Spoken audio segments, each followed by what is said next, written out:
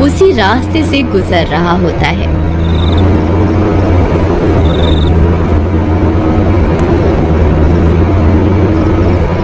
उस रास्ते पर एक बोर्ड लगा होता है, रात में इस रास्ते से जाना सख्त मना है।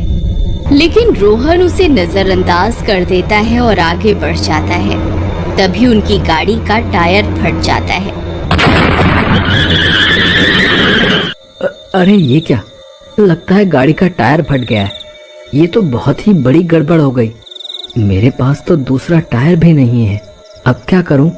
अरे अरे जल्दी कुछ कीजिए ना। मेरा दर्द बढ़ता ही जा रहा है। मुझसे और बर्दाश्त नहीं होता, जल्दी कीजिए ना। सीमा, मेरे पास दूसरा टायर नहीं है, हॉस्पिटल पास में ही है। चलो हम पैदल ही चलते हैं। फिर वे दोनों सुनसान रास्ते में पैदल चलने लगते हैं।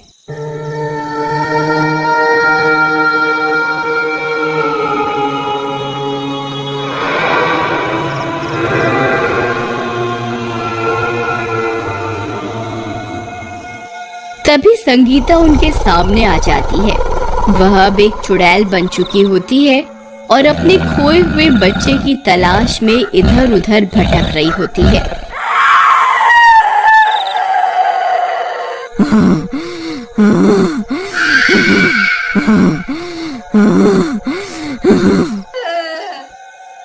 चुड़ैल को देखकर उन दोनों की हालत खराब हो जाती है।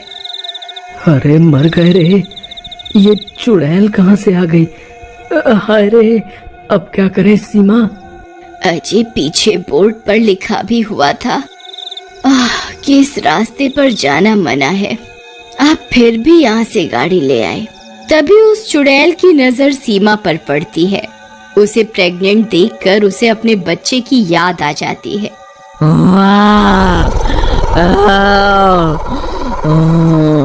बच्चा, बच्चा, मेरा बच्चा। तुम इंसानों ने मेरा बच्चा मुझसे छीना था ना, अब मैं तुझसे तेरा बच्चा छीन लूंगी।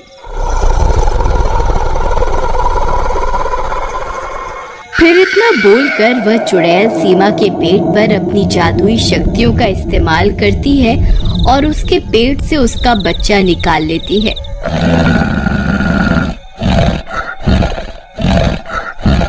अरे मर गए रे, हाय रे, बहुत दर्द हो रहा है जी, कुछ कीजिए ना। अरे मर गई रे। तभी वह चुड़ैल सीमा का बच्चा लेकर हवा में उड़ जाती है।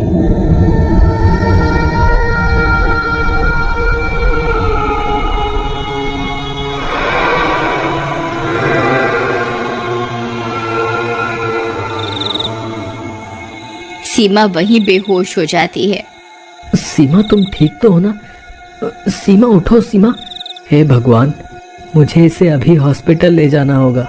फिर रोहन उसे उठाकर किसी तरह हॉस्पिटल पहुंच जाता है और किसी तरह उसकी जान बच जाती है। फिर कुछ दिनों के बाद, अजी कुछ भी कीजिए, मुझे मेरा बच्चा वापस ला कर दो।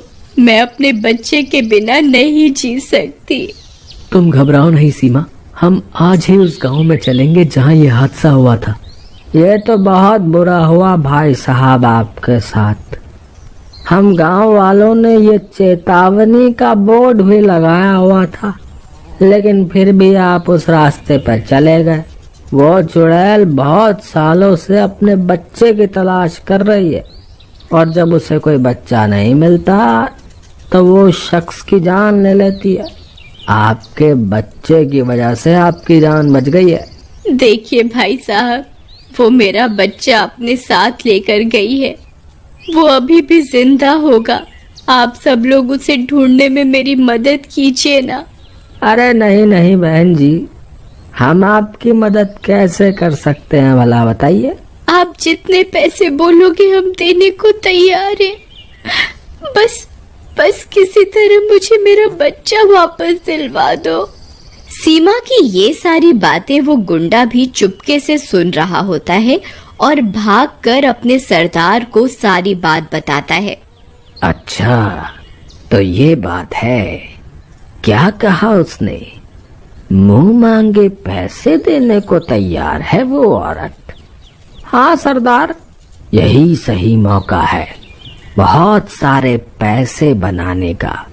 लेकिन हम उसका बच्चा वापस कैसे लाएंगे सरदार? अगर उस चुड़ैल ने हमें पहचान लिया तो वो हमें जिंदा नहीं छोड़ेगी। तुम उसकी चिंता मत करो, जाओ और पता लगाओ हमने उस बच्चे को किसे बेचा है। जाओ और उस बच्चे को वापस लेकर आओ। फिर वे गुंडे जाते हैं और उस चुड़ैल के बच्चे को वापस लेकर आ जाते हैं। फिर वे लोग रोहन के घर जाते हैं और उन्हें बोलते हैं कि वे उनका बच्चा वापस दिलवा सकते हैं। भाई साहब, हम आपको अपनी सारी दौलत देने को तैयार हैं, बस आप हमें हमारा बच्चा वापस दिलवा दो।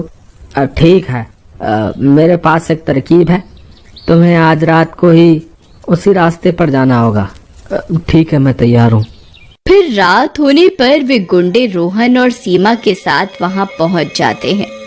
अंकल अंकल, आप मुझे कहाँ ले जा रहे हो?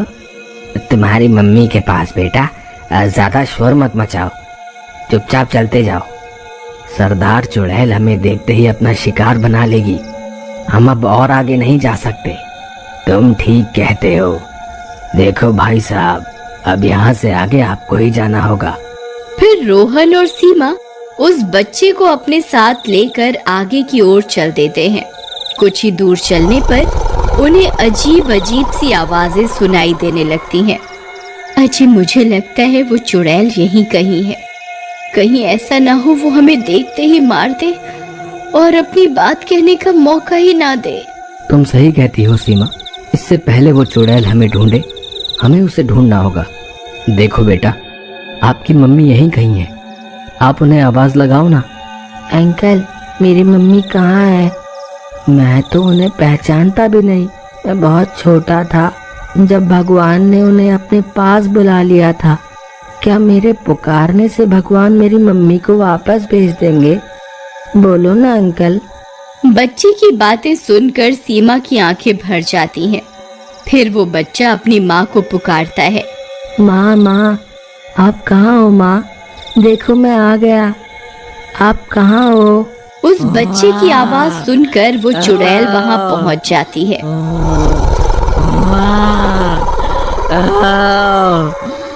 अपने बच्चे को देखकर चुड़ैल खुश हो जाती है, लेकिन चुड़ैल का डरावना रूप देखकर बच्चा सीमा से लिपट जाता है।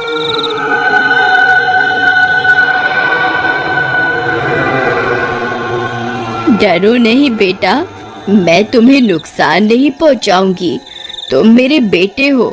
चुड़ैल जी, मैं भी एक माँ हूँ। जिस तरह आप अपने बच्चे के लिए तड़प रही हो, उसी तरह मैं भी अपने बच्चे के लिए तड़प रही हूँ। कृपा करके मेरा बच्चा वापस कर दीजिए, मुझे माफ कर दो। मैं अपने बच्चे की तड़प में अंधी हो गई थी और मासूम लोगों की जान ले रही थी, लेकिन बस अब और नहीं।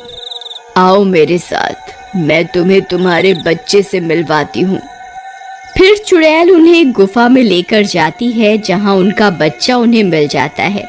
अपना बच्चा पाकर सुमन खुशी से फूली नहीं समाती, लेकिन वह बच्चा उदास होकर पीछे खड़ा हो जाता है। चुड़ैल अपने उदास बच्चे को देखकर दुखी हो जाती है। उसे पता होता है कि वो अब अपने बच्चे की देखभाल नहीं कर सकती, क्योंकि वो इस दुनिया को अलविदा कह चुकी है। चुड़ैल जी, आप फिक्र मत कीजिए, आज से आपके बच्चे की मैं देखभाल करूंगी। आज से ये भी मेरा बच्चा है, मैं अपनी जान से भी ज्यादा प्यार करूंगी इसे। ये सब सुनकर चुड़ैल खुश हो जाती है। तुम्हारा बहुत बहुत शुक्रिया, अब मेरी भटकती आत्मा को शांति